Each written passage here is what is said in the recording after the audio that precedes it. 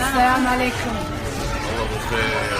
ليش تأخرتوا علي؟ أول سؤال شنو قلت لي؟ اولا زوجي تعرفين فايز شنو تقرب لك دانا طويروش؟ خلاص ليش هالسؤال كل شوي بسناب؟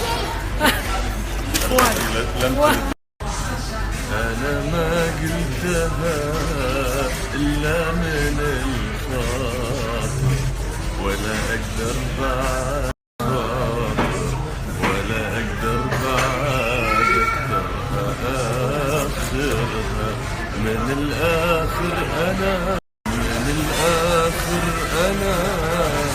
احبك من الاخر ترى بيني وبينك. سام أنا قررت أغني وأبيك تخرج الأغنية.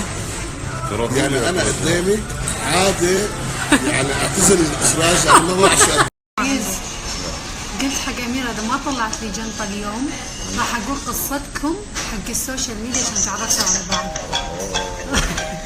يعني أنا وأميرة نتشابه، أنا وفايز نتشابه، فإحنا مو إخوان. الحمد لله إنك مو أخوي، كان كل يوم طلب زفة منك حق ربعي. فايز الحين ربعي كم تحسب لهم الزفة؟ عشانك؟ اي والله. لا كان سويت لي انا زفه. اميره فايز سوالي الزفه ولا لا؟ لا تسمعون؟ ما سوالي ديسكاونت. شنو؟ ديسكاونت حق زفتها؟